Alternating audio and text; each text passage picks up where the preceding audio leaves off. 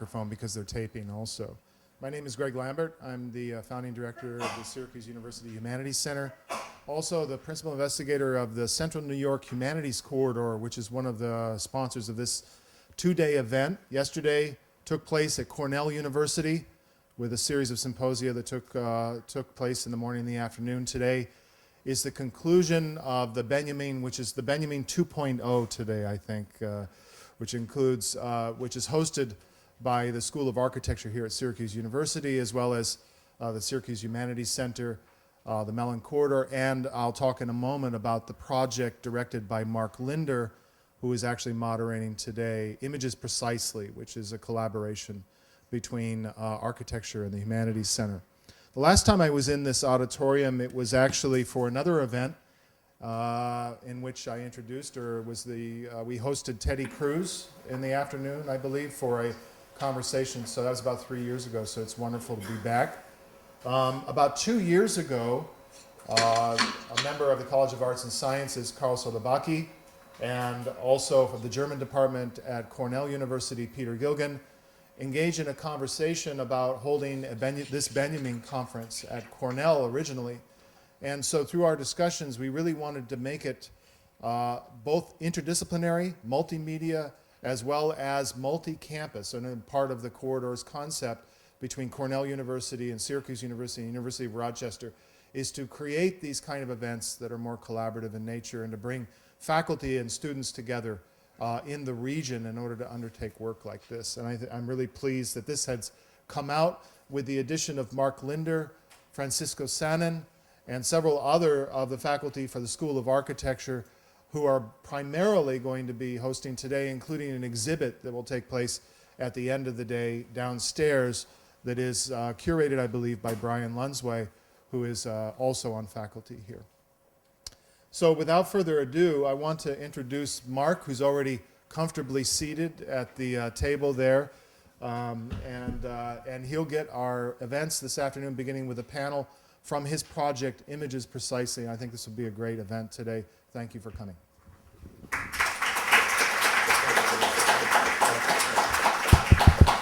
Thanks, Greg.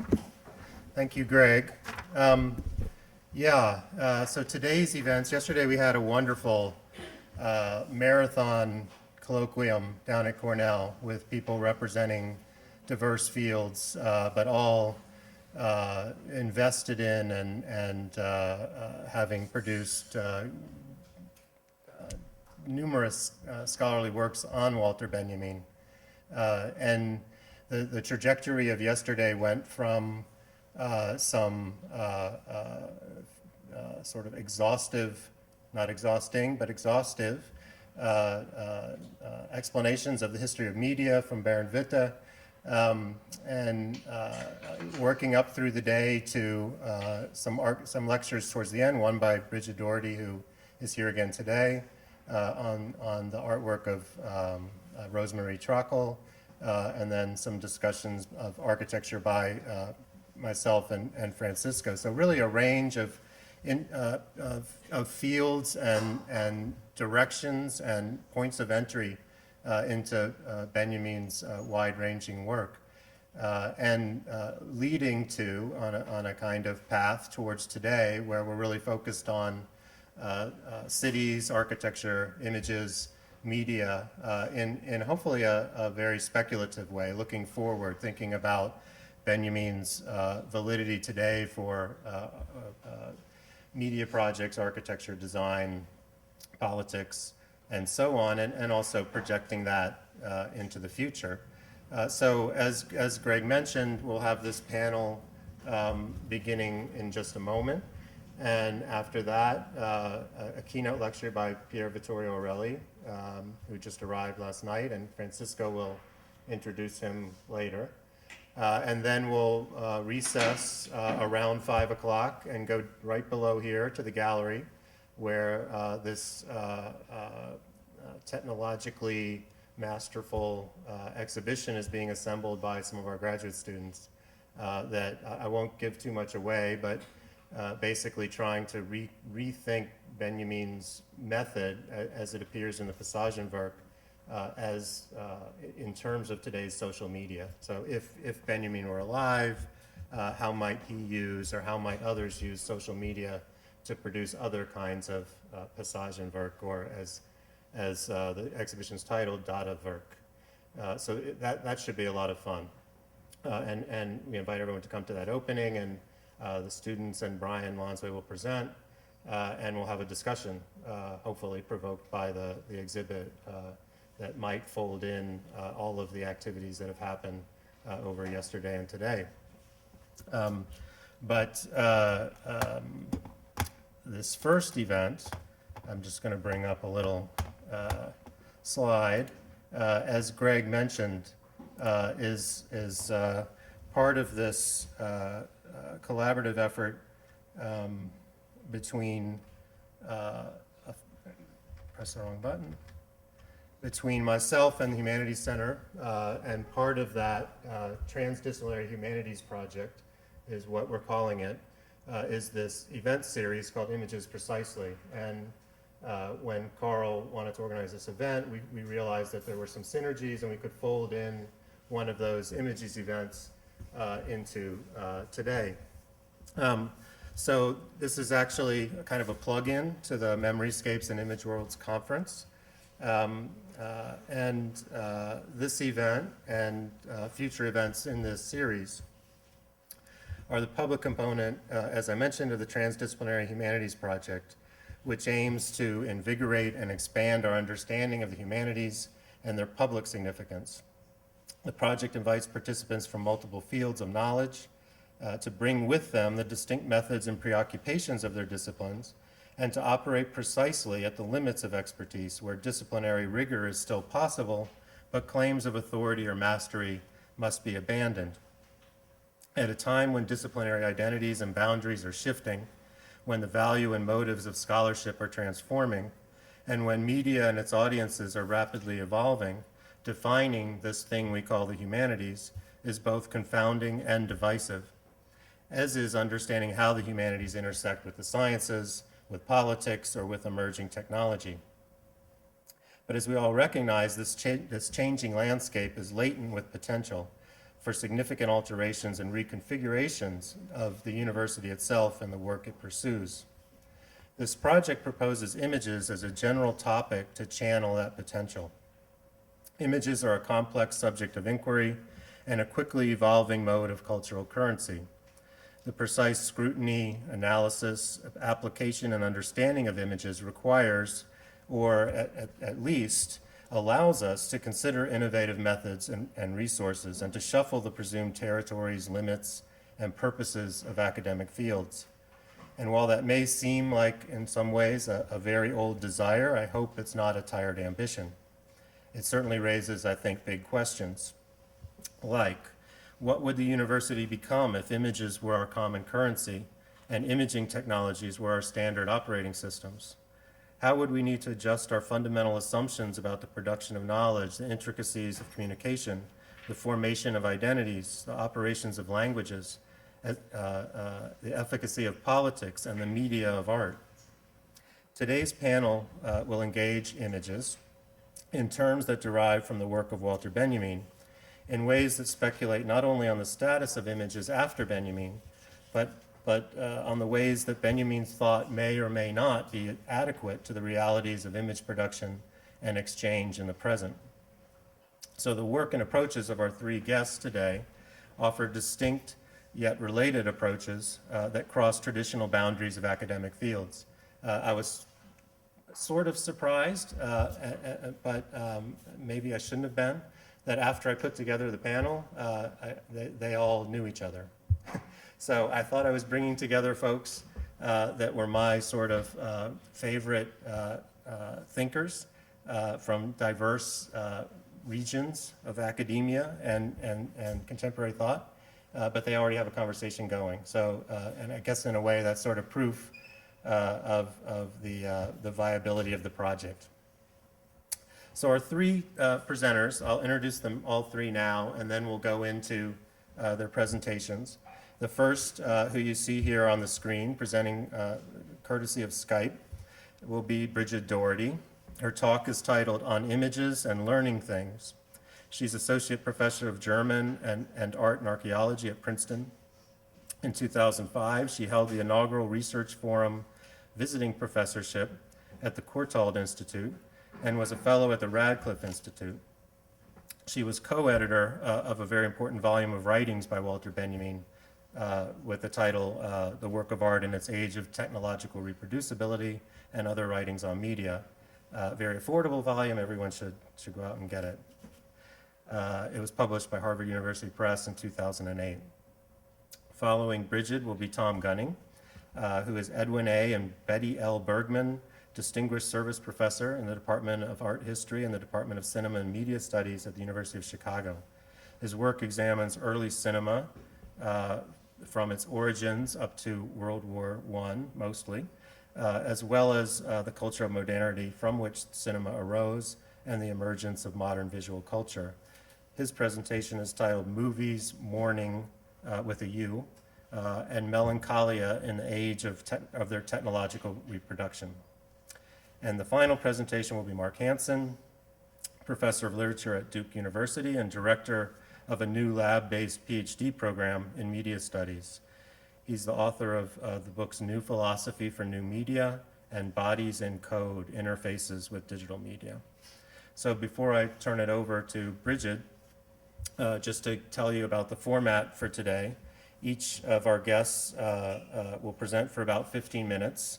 It's intended to be fast-paced and hopefully encourage a lively and intellectual, but not necessarily academic discussion. Then they'll each have an opportunity to engage each other for a half hour or so, and then we'll open it up to the audience for questions. So please think of how you want to intervene in the proceedings today. So welcome everybody, and welcome Bridget. I'm going to show your slides. Okay, thanks, Mark. So right me. now, my view is of the upper right corner of the screen that's showing me. Right. Thank you. How's that? That's fine. I have my PowerPoint on my laptop screen, so I'm going to scroll through that as I talk, I think. So whatever you, This that's, way, yeah, this way you can tell if I mess if up. you're in the same place. That's great.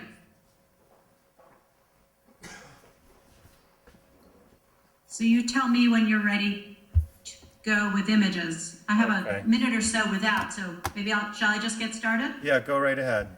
Okay.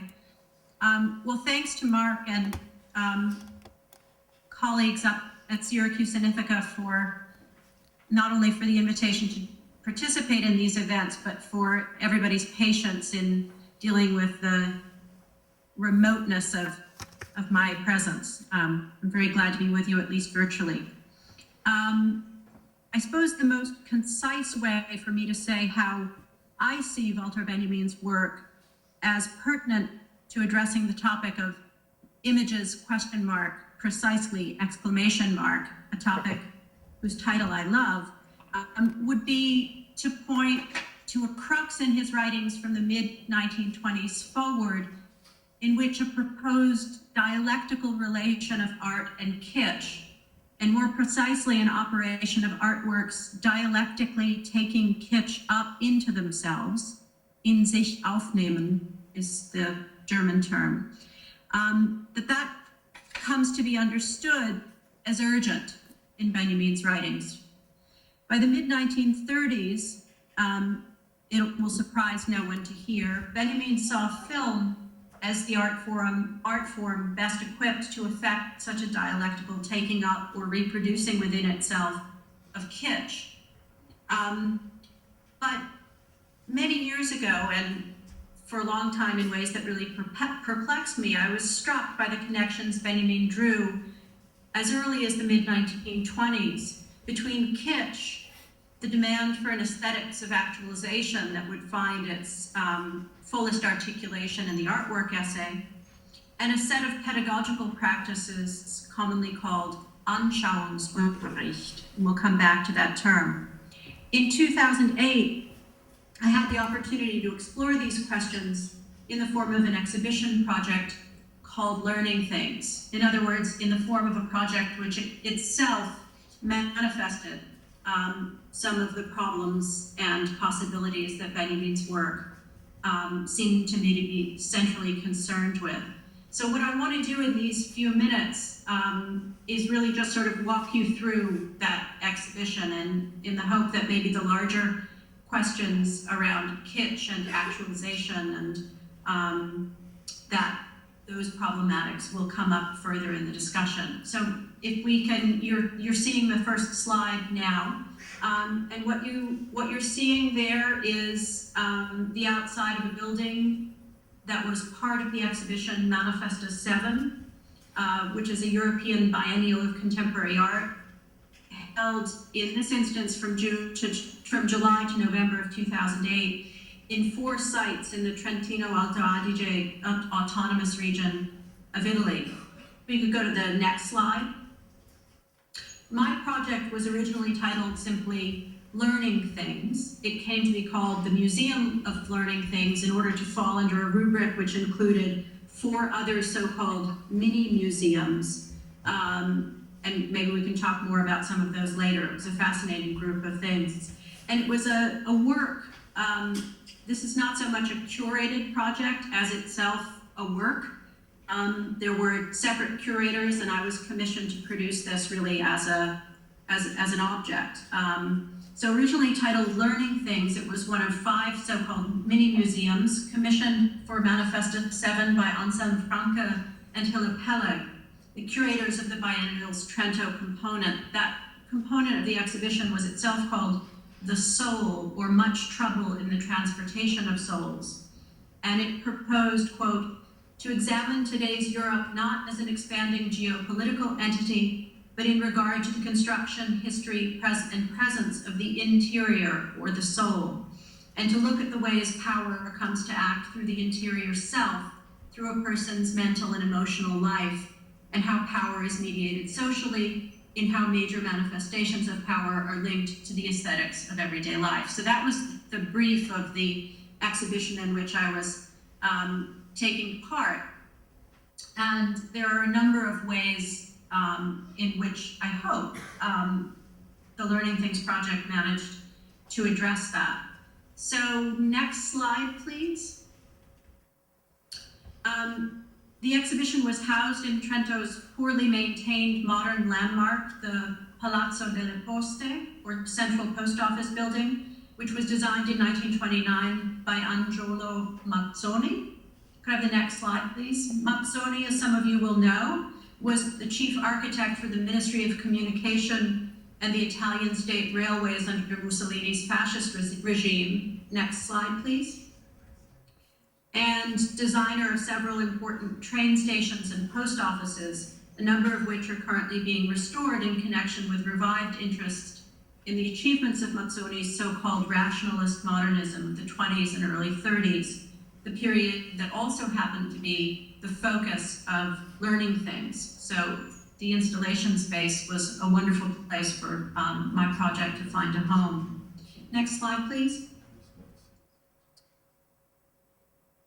The commission of a project from me for Manifesta 7 came about because of the curator's awareness of work I did some years ago on concepts and practices of testing and training in relation to the aesthetics of Brecht's early epic theater.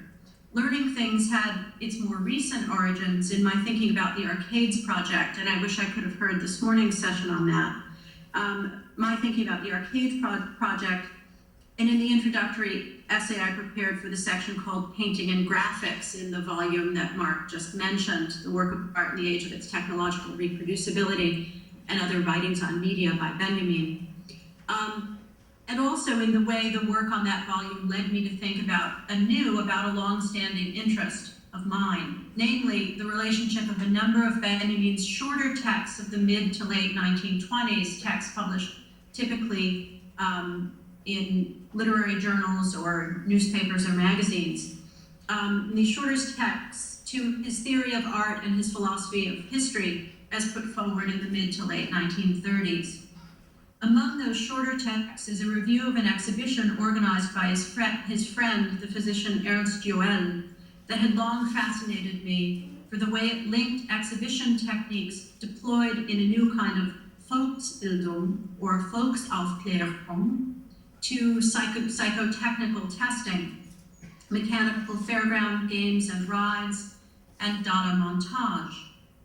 Benjamin dubs exhibition technique, which he calls Ausstellungstechnik, as he encountered it in the exhibition Gesunde Nerven, or Healthy Nerves, at the Gesundheitshaus Kreuzberg in 1930, real presentation. So he develops this term for a particular form of exhibition technique or technology called real presentation, echte Darstellung. And he insists that real presentation banishes contemplation. Echte Darstellung drängt die Kontemplation zurück, and does so more precisely by means of the presentation of documents and materials that, when properly assembled, and his term for assembled is montiert, cause a stir, Aufsehen erregen. What there is to see, he writes, must never be the same as, or simply more or less than, what an inscription could say. It must bring with it something new, a trick of self-evidence, which is fundamentally unachievable with words. End quote. Some of the central ideas in Benjamin's review of the 1929 exhibition were sketched in notes he made following a conversation with Joel in October 1928, where he writes that under the concept of making present, Vergegenwärtigung, the same demand can be set forth from another side, not reproduction, and the German is Abbildung, but actualization, Aktualisierung, of the space or the time in which the thing functions. End quote.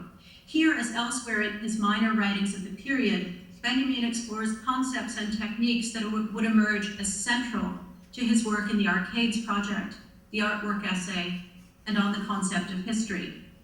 In Learning Things, I set out to explore, and if possible, make visible, a set of connections among Benjamin's writings and a range of exhibition techniques or forms of real presentation that had come to the fore in Germany and Austria of the 1920s, and to a certain extent before that. So one of the focuses of Learning Things was actually the extraordinary project of Otto Neurath in Vienna, the Museum of Economy and Society, which I won't talk about for reasons of time today, but I burdened Mark with a whole set of slides in case people have questions about that aspect of the project.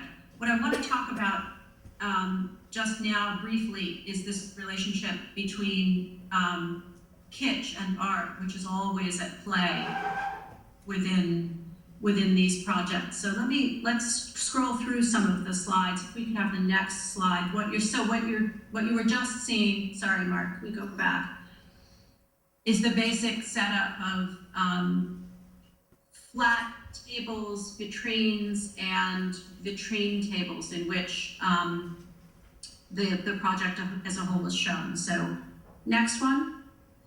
So let me walk you through the exhibition. Here's the entrance to the Palazzo delle Poste. Next slide, please.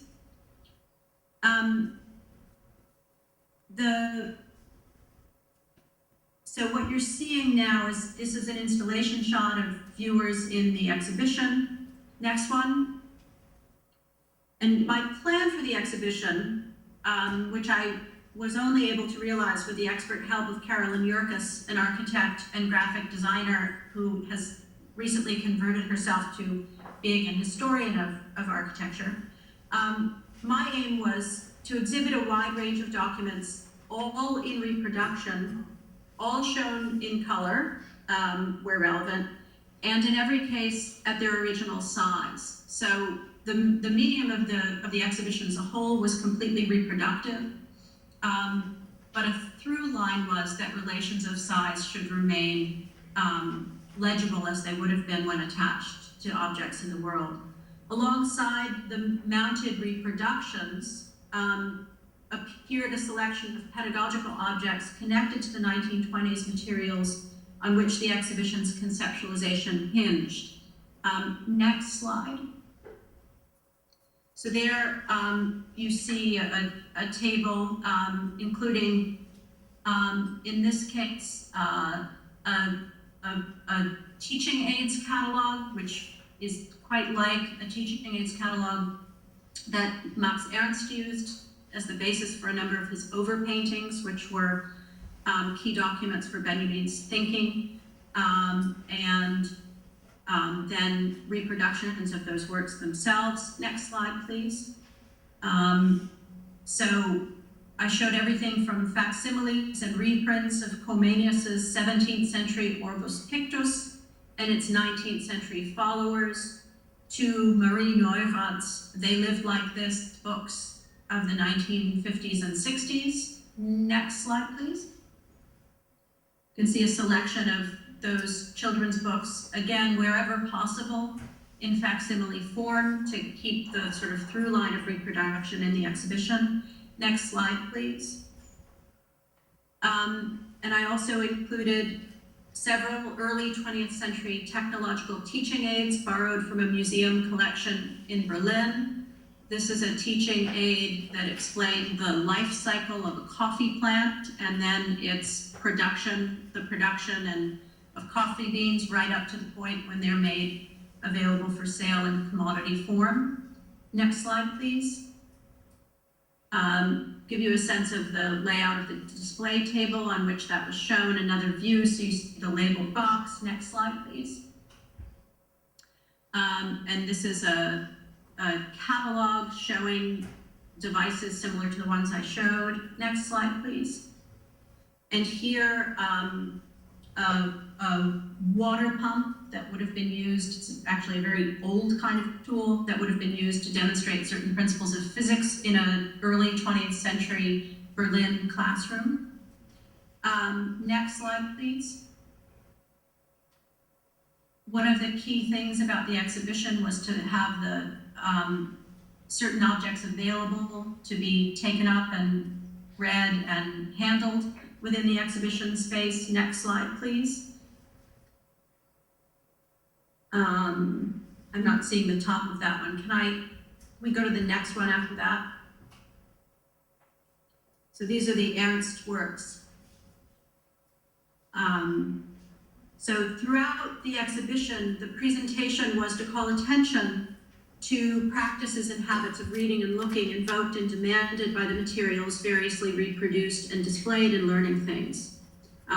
And you just saw a moment ago a table outfitted for stand-up reading of materials shown elsewhere in the glass top tables, and copies of all the texts written by me for display on labels were enclosed within and mounted on the tables and also available in booklet form. You can go ahead one, please. So there's an instance of the reading practices in the exhibition. And head one. I can go ahead one more. Yeah. So among those objects was a 19th century homemade pedagogical commonplace book, which was reproduced after an original in the collection of the Berlin School Museum, and then made accessible to use in the context of the Learning Things exhibition. The labels inside and mounted on the tables were color-coded to the objects to which they related by means of colored bands beneath the identifying information for each object, so that there was a kind of visual logic to the presentation. We go ahead.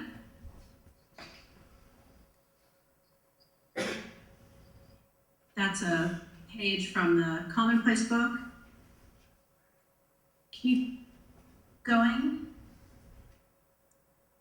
Give you a sense of how the labeling practice worked.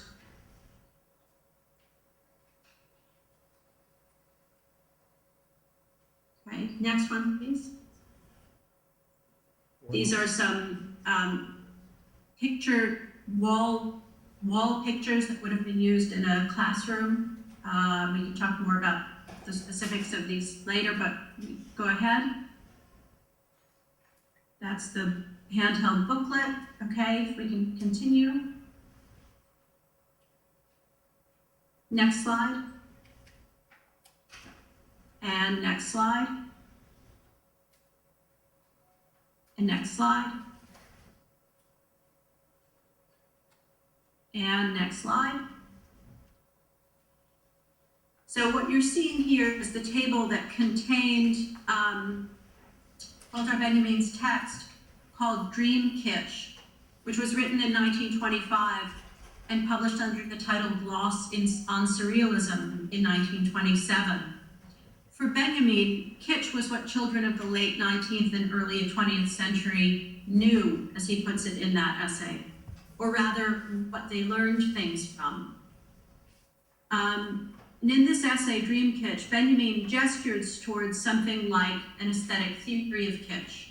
He proposed that it was precisely the banality, ubiquity, and accessibility of kitsch that might hold out the possibility of its forming the basis of new modes of aesthetic production and reception to be deployed and experienced by new kinds of human beings.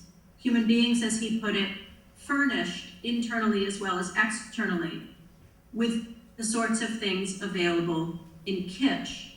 Dream Kitsch includes a description of a work by Max Ernst that appeared as the frontispiece to Répétition, a book of poems by Paul Éluard, published in Paris in 1922.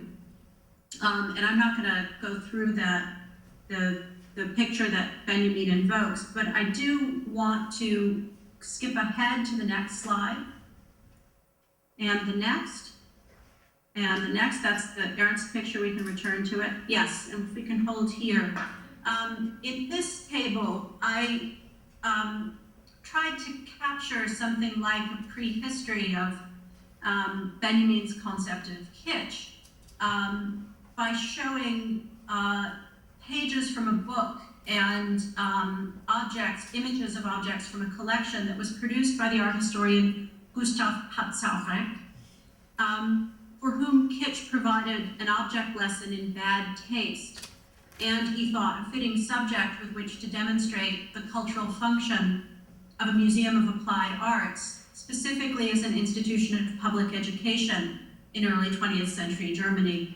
Patzaureck was the director of the Landesgewerbemuseum in Stuttgart in 1909, where he developed an installation called Errors of Taste in the Applied Arts, which became a kind of smash hit and a cultural phenomenon across Europe, this exhibition.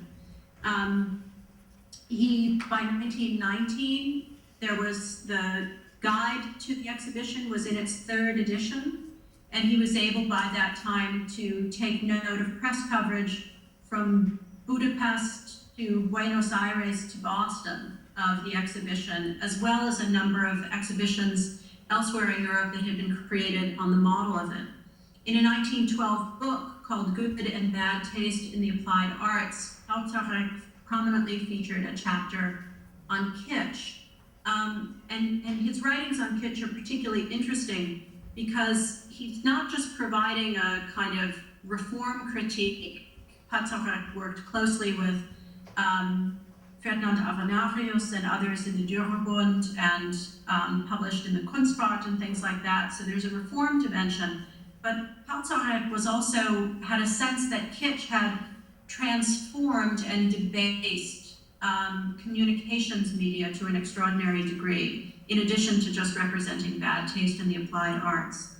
And so it was fascinating for me to think about the ways in which kitsch and public pedagogy had been linked around 1909 to 1919, and the ways in which Benjamin might have been drawing on the Patzaureck model to formulate his own account of the new possibility of art taking kitsch up within itself as what he saw as an urgent project of the dialectical transformation of the work of art in the age of its technological reproducibility. So that's the crux of art and kitsch and learning things that this exhibition set out to explore. I think I've used just about all of my time, and maybe we can look at some more aspects of the exhibition if people have questions about them as the afternoon draws on. Thank you.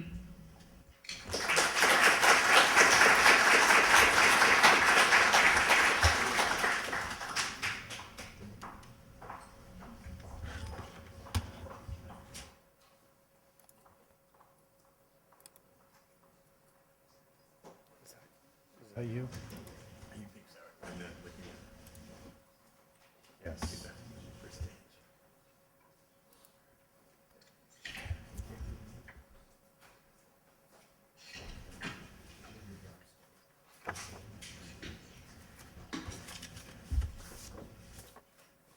Good afternoon.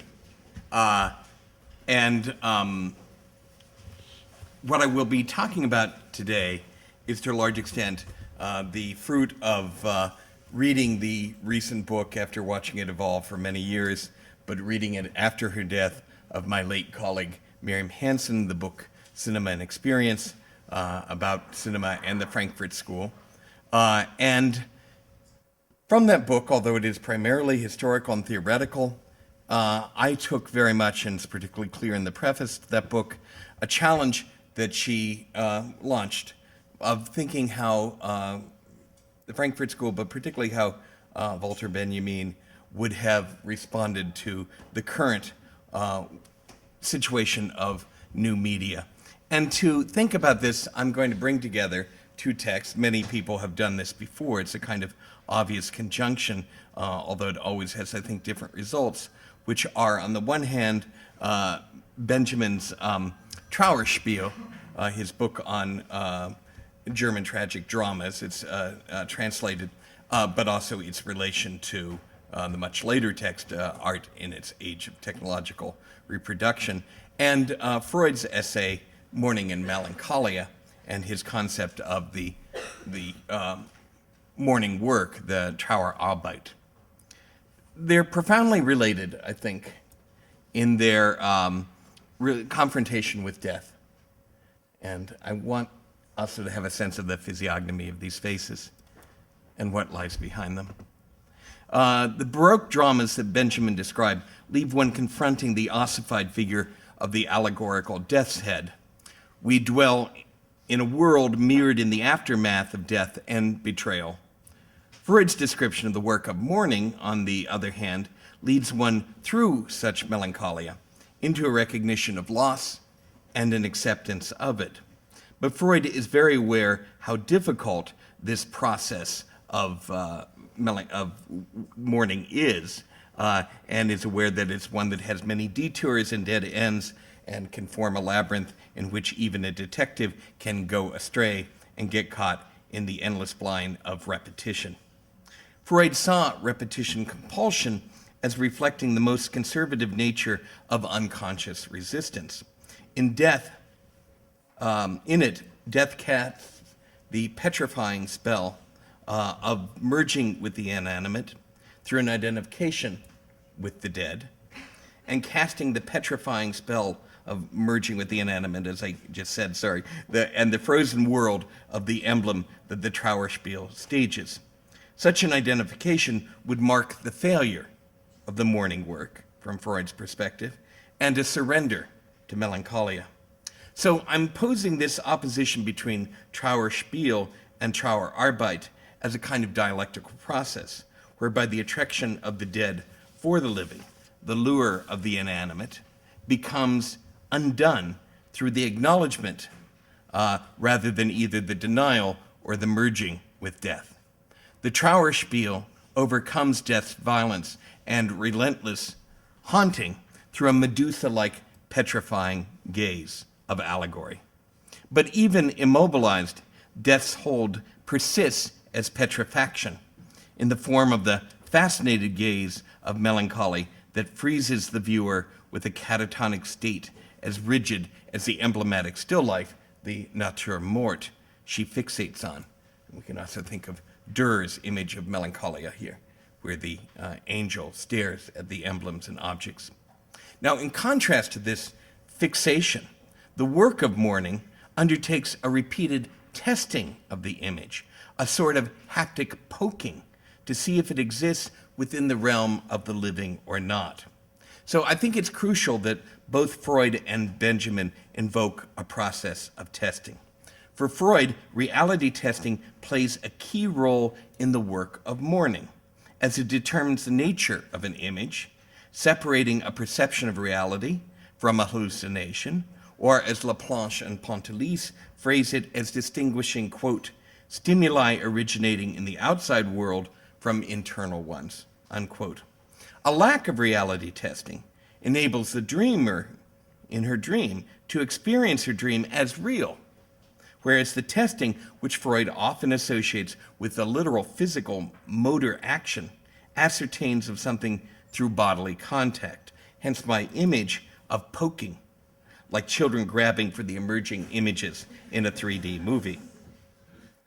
In the 1970s, apparatus theorists such as Jean-Louis Baudry accounted for the supposed reality effect of cinema, partly by claiming that cinema exhibition, with its ambient darkness, seated immobilized viewers with restricted motor functions, encouraged a hallucinatory, dreamlike reception of films precisely by suspending reality testing.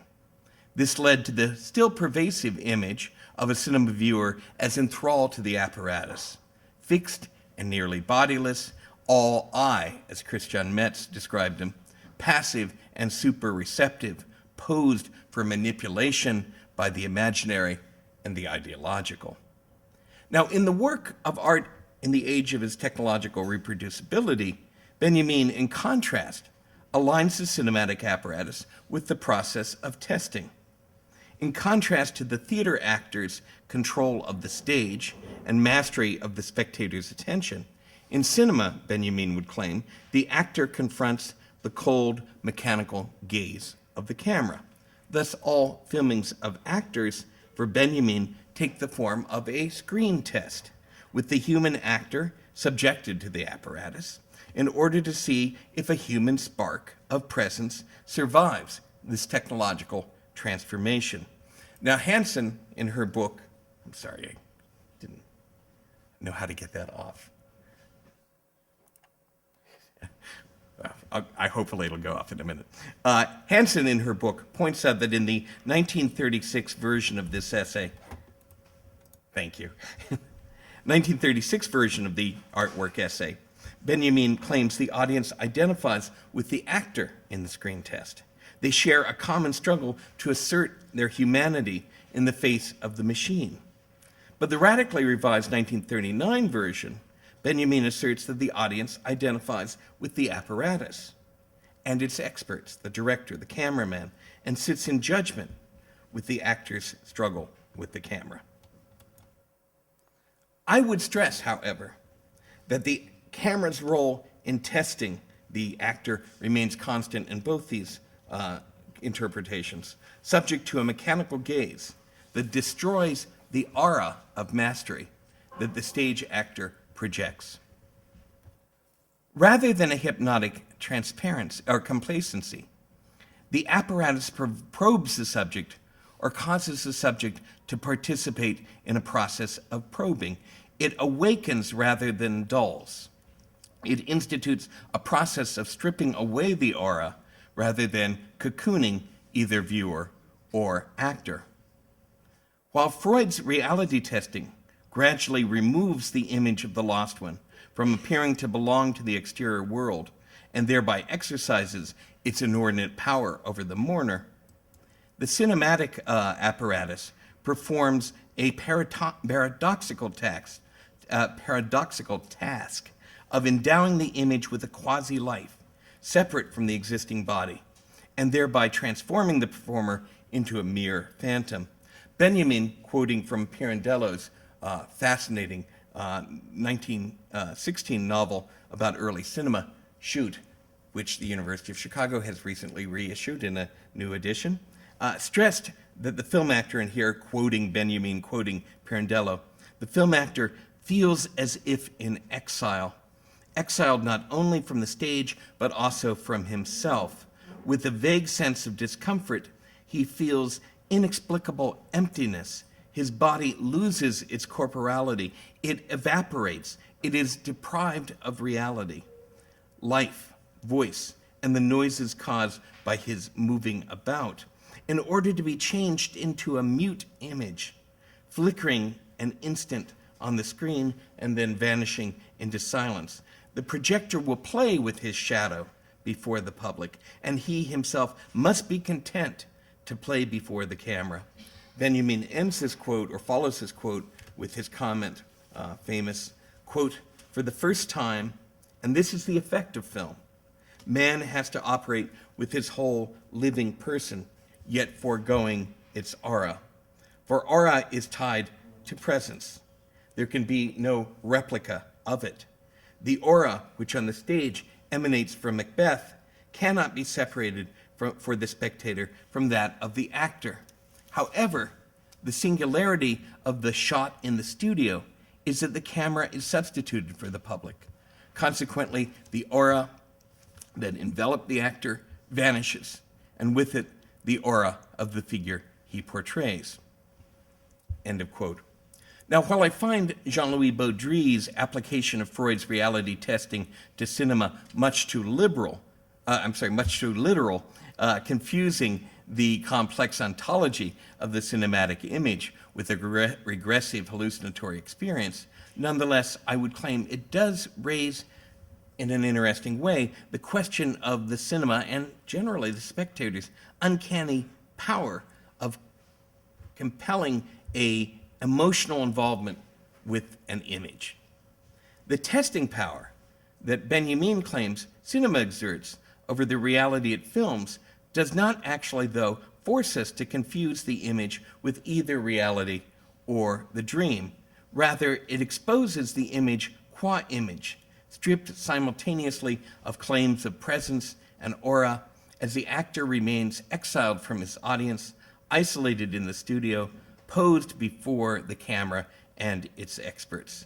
For Baudry, the cinematic apparatus worked as a tool of ideological mystification, suspending the task of ascertaining reality in favor of attaining an imaginary satisfaction. But for Benjamin, the camera itself served as a tool for undermining such satisfaction by revealing the loss of the aura.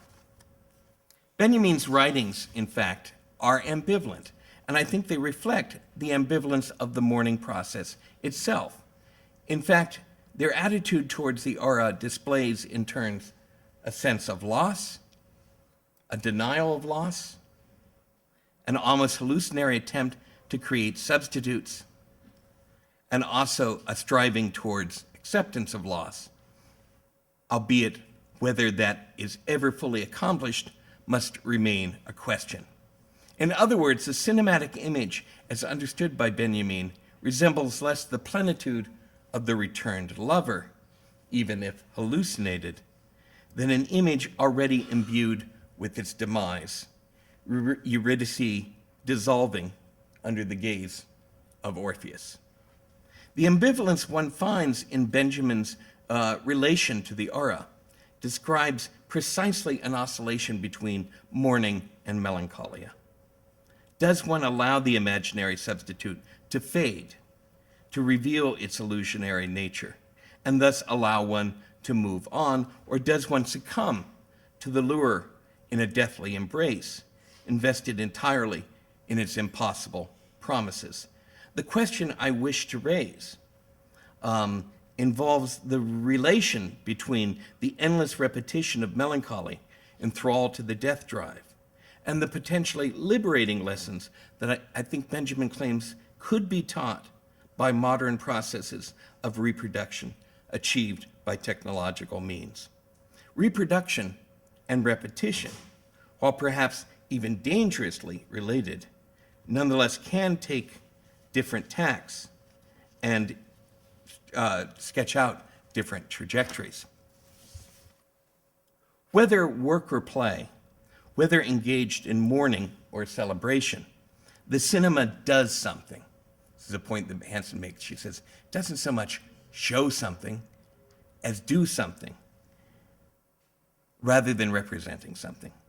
It is less, I would claim, aimed at the object it films than at the subject it causes to see. It transforms both subject and object, putting both through a process.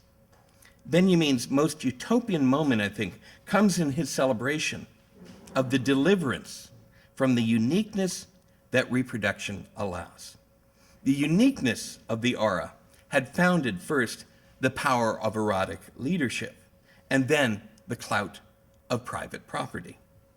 The proliferation and distribution of the technologically reproduced image allows the democratization of what Hansen calls innervation. And if you don't know what it is, that's it. The charge which the work of art can deliver to the perceiver. The communally shared experience of cinema images contrasts sharply with the pride of possession or ownership. Disney, the corporation, as opposed to that mustached man who's standing next to Sergei Eisenstein, Disney, the corporation, to the contrary, no one owns Mickey Mouse. He circulates freely. Reproduction, in effect, denies possession or allows it to aspire to become universal. The current revolution in media, I think, is less a transformation in the means of production than in the means of distribution and delivery. A revolution, in other words, in the technological reproduction of the artwork. The ability, finally, for everyone to get art off their backs and into their hands, even if it's an iPhone. And yet this depends on artworks becoming, to some extent, or in some sense rather, intangible, ephemeral, transmissible. I find in the act of mechanical reproduction, therefore, a process akin to the act of mourning, a process of liberation from the attempt at possession doomed to failure, giving way to a playful recognition of one's cathexis in imaginary beings that entails also understanding them and accepting them as imaginary. However, it also acknowledges that this engagement is unstable and even a risky process, susceptible to slipping into melancholia by denying the reality of loss. What Benjamin saw as commercial cinema's surrender to the phony spell of the commodity as substitute gratification. Thank you.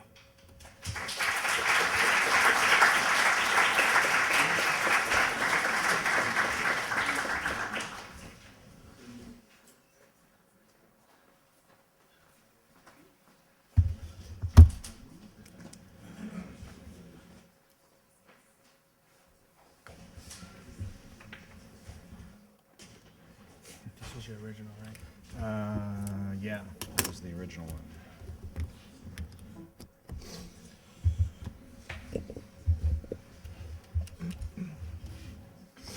Yeah, sorry.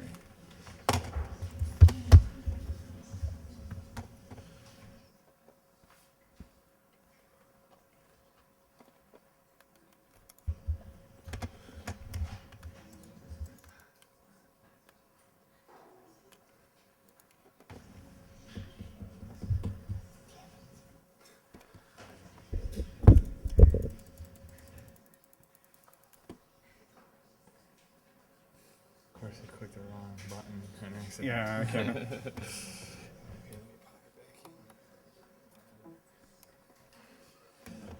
Okay, open file. Okay. So it should be Hanson Final, that one on top. Do you want to check it? It was at number 11? It was 13, I think. Yeah, that one. Cool. Looks like it's good. Yeah, I shrunk it to a quarter the size. So. Okay, good. All right, and then just to access the computer for the website, what I do is I just, You're going to hit this, okay, which I'll leave up. okay, And then you're going to have to go right here. yeah. Just push the ESC button, pop Okay. out, and then your And then options come down right here there. and do it. And it's, And then when to go back, you just hit the PowerPoint right yeah, here. okay, and it's Hanson Final. loaded up there right now, right? Yes, sir. Yes, okay, perfect. Okay. So Okay, great. we'll go ahead and Okay, so I just click on that. yeah, you're fine. Okay. So slideshow.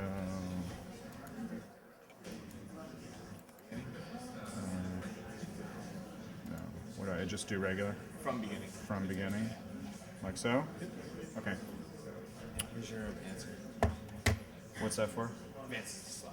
Oh, okay. If you want to. Okay, okay, perfect, great, thanks. Okay, hi, everyone. I want to thank Mark Linder and the organizers of the conference, which I guess includes Bridget too, for inviting me here. And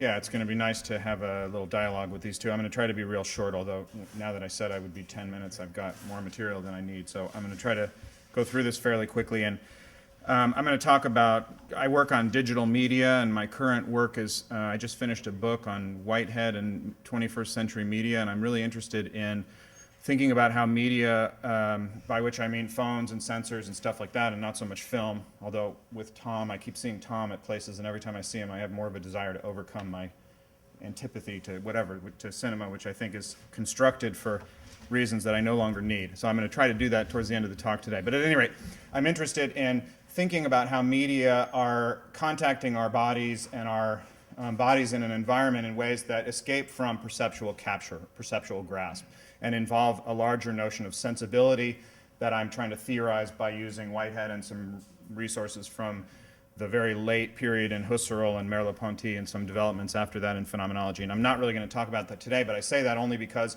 my reflections on the image today come very much from out of that kind of a perspective. And I want to start by marking a debt to Benjamin. People ask me how it is I went from being a comp-lit person focusing on German Romanticism at Irvine, very interested in theory that was taught there, to a media theorist who works on digital media.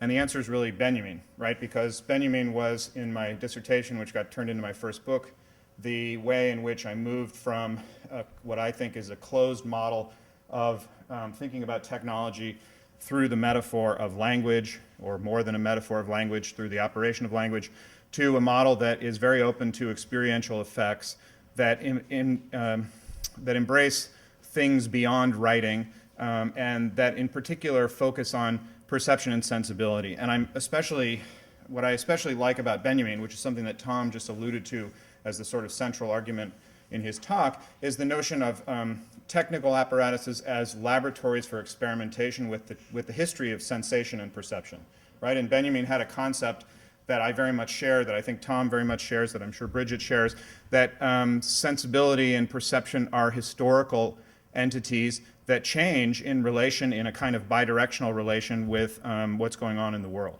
So this is very important to me. And Benjamin, when we look at what Benjamin's interested in that's particularly important to me, you know, there's the research on the optical unconscious and these elements in which cinema and other kinds of technologies bring into the domain of experience stuff that was previously not experientiable. And in large part, I would say that Benjamin does this in the register of vision and the visual, and in a certain sense, I'm trying to argue with my work on sensibility in 21st century media that the primacy of the visual interface has come to an end, right? Technologies are impacting us in ways that we no longer see, and that's why I'm really interested in the notion of the imperceptible. So in a certain sense, I'm trying to mark a kind of a break within the history, the techno-history of perception that is central to Benjamin's work, but one that's very much in the spirit of that work. Okay, so in my book, New Philosophy for New Media, I tried to talk about the image in as something other than something that was prepared by an apparatus like cinema. I talked about the image as a process of framing that involves a spectator in relation to an informational environment. And this is in some ways sort of lies behind some of the stuff I want to say today, because I want to really talk about the image in relation to two developments in neuroscientific research, which obviously has a relationship to computational technologies, and also developments in media on the basis of microcomputers and other aspects of computation.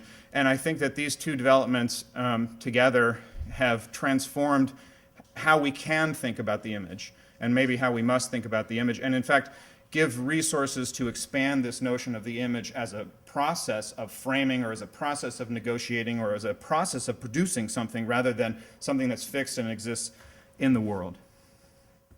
So for me, this brings up the key role of the imperceptible within the image. And by that I mean that information can be contained in images, and in this process that I'm talking about of imaging, that never reaches the level of perception, that in a certain sense flavors the experience that results, and that can only be sensed, right? Where sensed means something other than sense perception. And in fact, Whitehead is my resource for developing a model of sensibility that goes beyond sense perception. Another figure here would be James Gibson, who also is very unhappy with the philosophical model of sense perception and thinks it's too limited to talk about what's going on in the world, before digital media too, right? So it's an argument that goes backwards and changes the way we would think about earlier experiences.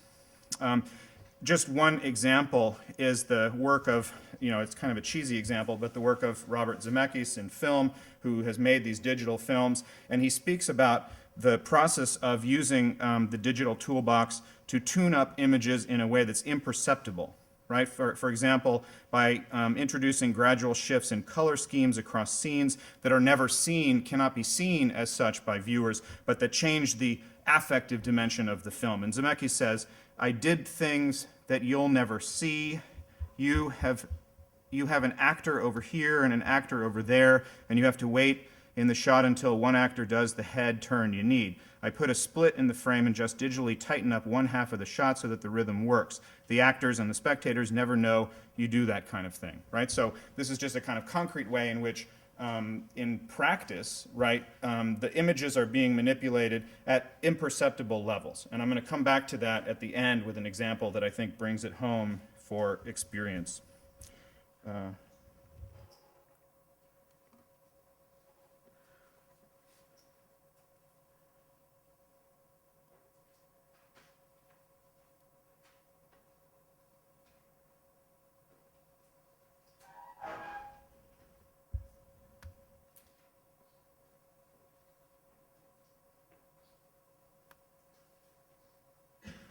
Okay, so I want to talk a little bit about the image, as I said, following neuroscientific and computational revolutions.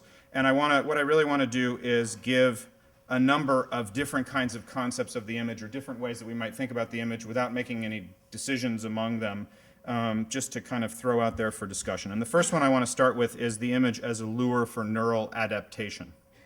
Image as a lure for neural adaptation.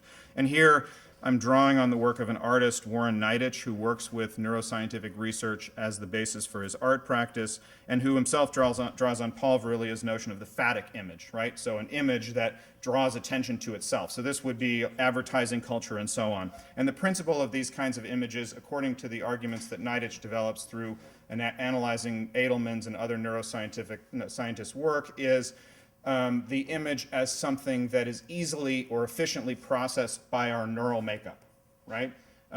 Other theorists like Catherine Malibu are also concerned about the way in which capitalism is developing stimuli for us that are easy to process, and hence, in a certain sense, hijacking the processing of these images. So I have a quote from Neidich, who identifies the cinematic image as this kind of a neurally attuned image. So he says the cinematic image is an image that by its very nature calls to the brain in a more direct way. Its structure and its reflexiveness attract attention in superior ways than images emerging from, for instance, nature, because they have been engineered with the human nervous system in mind. I will refer to these images as phatic after Virilio, and to the process of their formation as visual ergonomics, keeping in mind that they belong to a larger process that I refer to as cognitive ergonomics. These artificially contrived images compete more efficiently for neural space than their natural or organic counterparts, and build sets of neural relationships or neural networks that are in a sense artificial. And I start with this one because it seems to me that if we think about Benjamin's interest in the image as something that will shock us into thinking, right, the notion of the dialectical image, it seems to me that this neural pre-preparation of the response to images calls for some kind of politics that would shock us into thinking something other than what these well-trod paths have already established. This, by the way, is an image from Hannah Damasio, the wife of Antonio Damasio, who in her own right is a neuroscientist of international reputation. Antonio Damasio worked together with a composer, Bruce Adolphe, to develop music that tapped into neural rhythms, right, and exploited the synchrony between sound and neural rhythms. And this is an image that Hannah Damasio developed, or one of the images that she developed out of this process, right? So we here have a confluence of music production and neuroscientific understanding of how the brain processes information in time, right, with a visual component. Okay, so second kind of image I want to talk about is the image as a fixation of internal imaging processes. And this goes back to an argument, and I'm very interested in the relationship between mental images and material images, and trying to overcome the divide that separate these two. So this is an example from cave painting, and I'm following the work of a scientist, paleontologist, David Lewis Williams, who argues that, that external two-dimensional images on cave walls are not originally simplifications of three-dimensional objects, but in fact projections of mental images that people had inside of their heads, right? So there's a kind of direct continuity from the mental image to the representational image on the cave wall. And David Lewis Williams says this: once human beings had developed higher order consciousness, they had the ability to see mental images projected onto surfaces and to experience after images. Here is the answer to the conundrum of two-dimensional images. People did not invent two-dimensional images, nor did they discover them in natural marks and macaronis. On the contrary, their world was already invested with two-dimensional images, namely in the form of mental images, projected onto surfaces like a motion picture or slide show. Such images were a product of the functioning of the human nervous system in altered states of consciousness and in the context of higher order consciousness. Okay, a third definition or concept of the image is the image as a temporal coincidence of separate visual processes, right? And here I'm looking at research in neuroscience, for example, the work of Semir Zeki, who works on the visual cortex, and what he's shown is that, and he's not the only one, but what he exemplarily shows is that visual perception is the macro experience of a bunch of different sub-processes that process for orientation, color, motion, and other things in the visual field. And each of these sub-processes happens somewhere in the visual cortex and has its own temporal window, right? And these temporal windows can be different between the different sub-processes.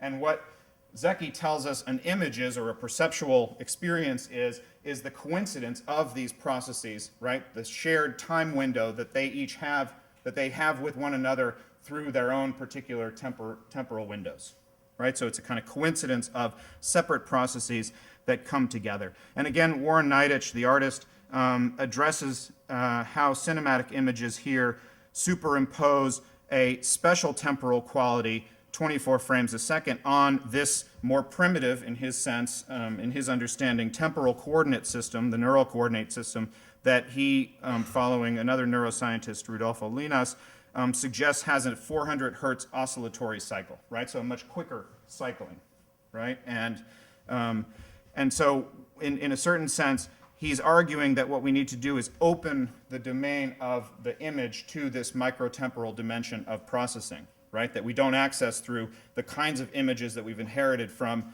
the 20th century, right? Or that perhaps we do access through them, but only by thinking about how we can go beyond the limits of some of the conventions associated with them.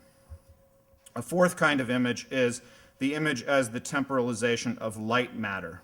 And here I'm interested in the work of an Italian philosopher, Maurizio Lazzarato, who is a fellow traveler with the autonomous, but whose first book is about video. It's called Video Philosophy.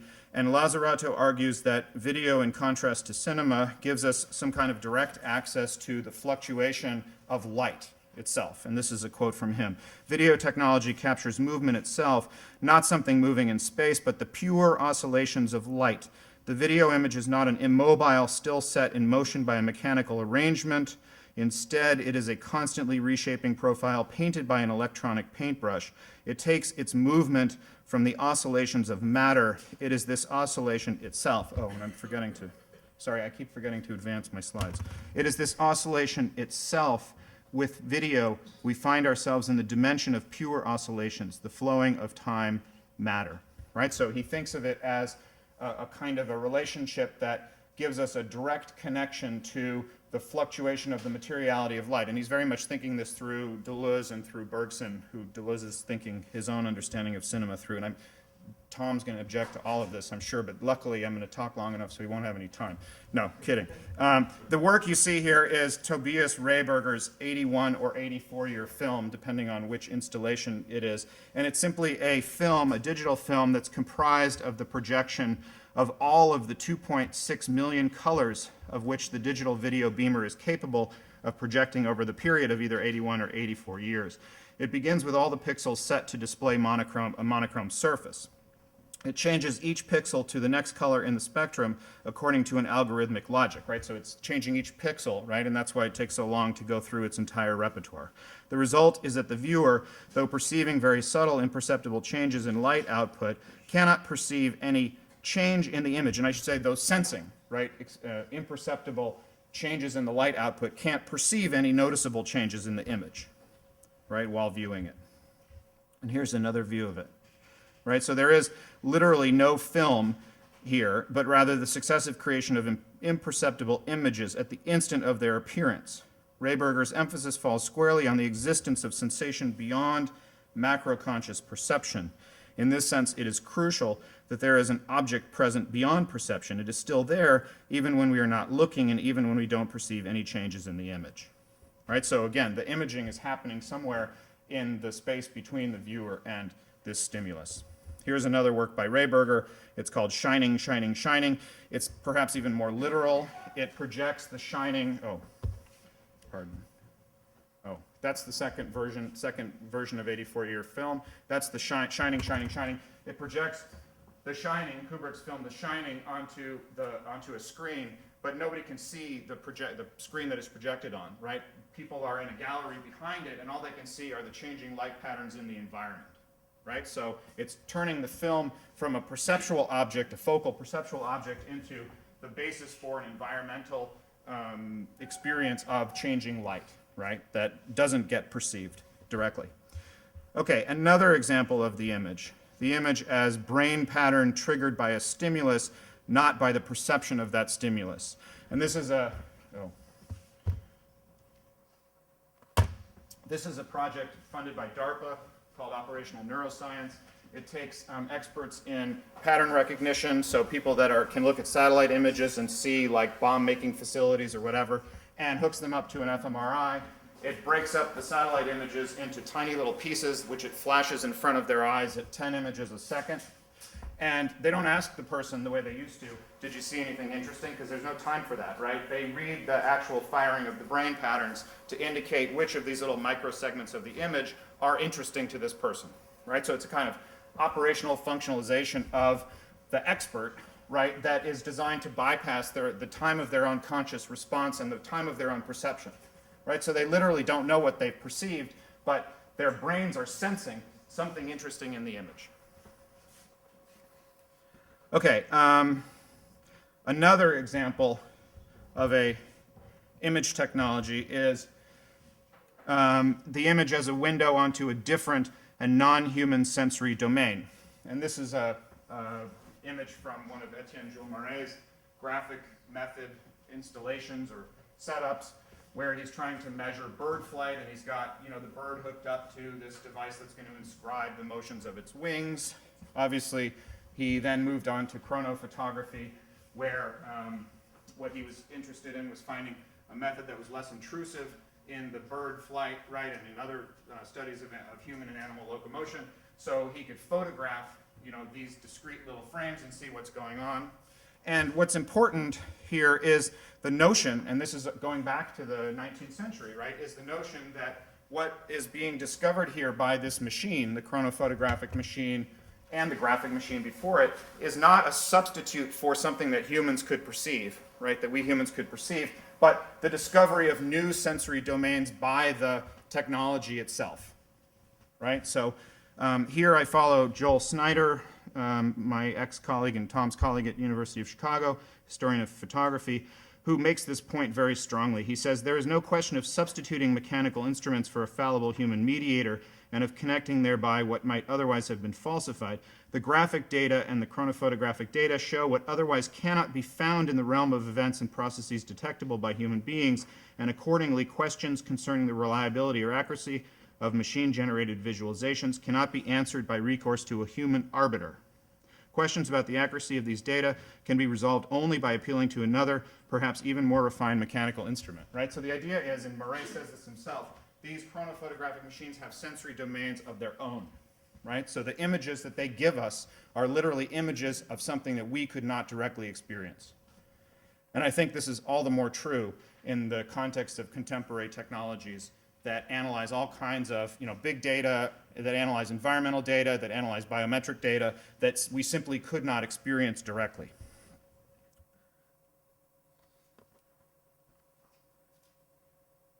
Okay, next definition, and I'm getting to the end. Do you want me to stop? I'm at 16 minutes. I probably have a few more minutes, 4 minutes. Okay, image as a non-perceivable, asubjective mental image. Oh no, wait a second, that's not what I want. Oh yes, it is. Okay, so this is a poster for, I have a lab at Duke now where it's called the S-1 Speculative Sensation Lab, and we are interested in using environmental and biometric sensors to explore the significance of this new technological access to aspects of our experience and our sensory experience that are outside of perception. And so the thermometer is one of these projects. It's a little camera device that's hooked up to galvanic skin response and heart rate, and it is programmed to take pictures of what it sees directly in front of it at moments when thresholds of bodily excitation measured by heart rate or galvanic skin are exceeded. And the idea is, and we're still working on finishing the project, the idea is that these will be moments of sensation, of contact between our bodies and the world that we aren't necessarily aware of, that we don't necessarily perceive. Right? So there are moments of our body telling us that there's something important in the world that doesn't get accompanied at the moment by a kind of perceptual correlate. So here, to theorize this, one place that I've gone is the work of Gilbert Simondon, the French philosopher, biophilosopher, who has developed this complex theory of individuation, but also has some interesting thoughts about the image. And here's a quote from Simondon. He says, "The tendency to exceed the individual subject." And I want to say that the relationship between the body and the world here is not a subjective one, right? Or not a personal one. It's a kind of impersonal one that relies on these more primitive aspects of our embodiment, right? So the notion of its asubjectivity and its impersonality are important. So he says, Simondon says, "The tendency to exceed the individual subject that is actualized in invention is virtually contained in the three anterior stages of the cycle of the image.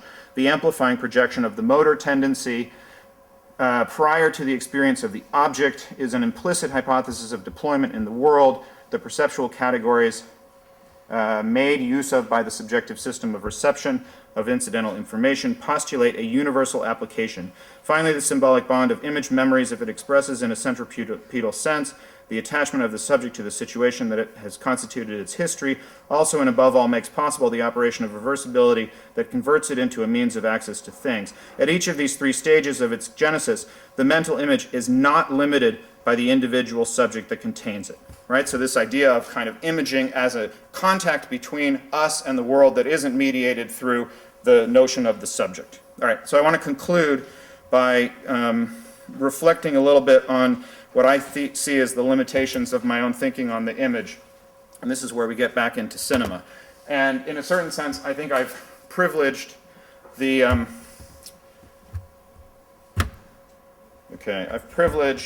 micro, right, the domain of microtemporality at the expense of bringing it back into or thinking about the centrality of analyzing how and understanding how the access to this microdomain that's going on has an impact on our own experience that we experience consciously and perceptually and so on at the macro level, right? And so I want to give you a kind of contrast between two examples.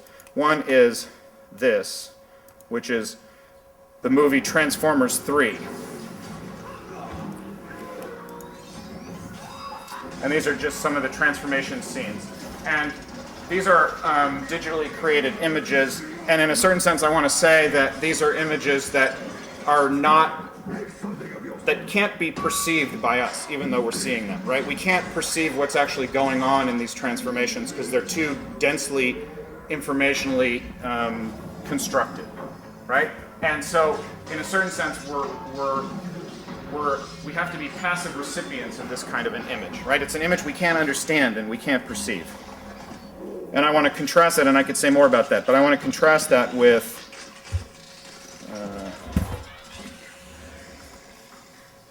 All right, everyone gets the picture, right? Stop. Stop. Oh, it doesn't work that way. Okay, I want to contrast that with the work of an artist.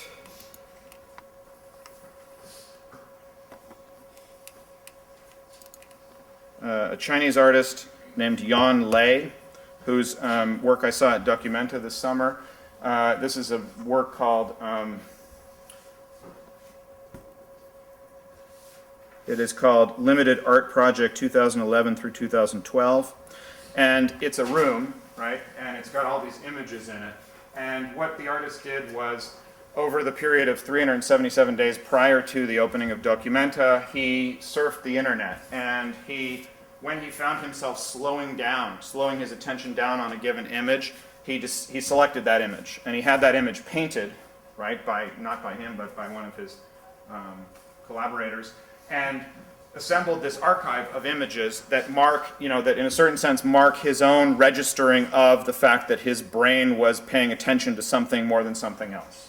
And he then brought these into this exhibition space, and over the 120 days of Documenta, he came into the gallery and through processes that remain opaque to me at least, selected one of these images each day, and he then sent them out to an auto body factory painting shop to be painted over, right? And they were painted over and brought back into brought back in and exhibited alongside the other images, right? So it's a kind of commentary on that sense on the ephemerality of these, of our brain's interest, I say, in images. And for me, what's important is that this work gives us a kind of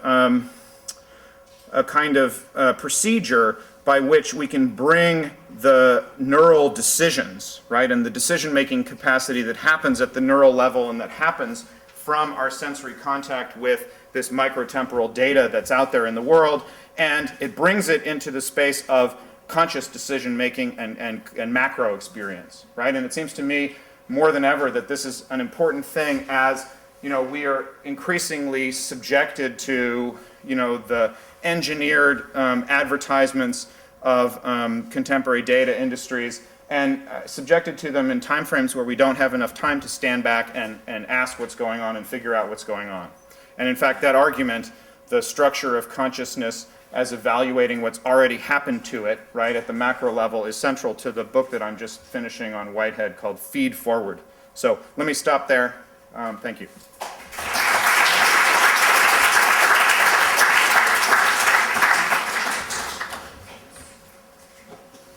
So Bridget, if you want to turn your camera back on, great.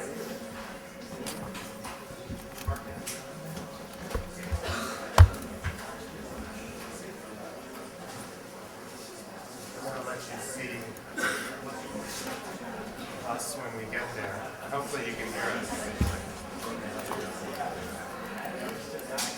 I need to turn the sound up. Water.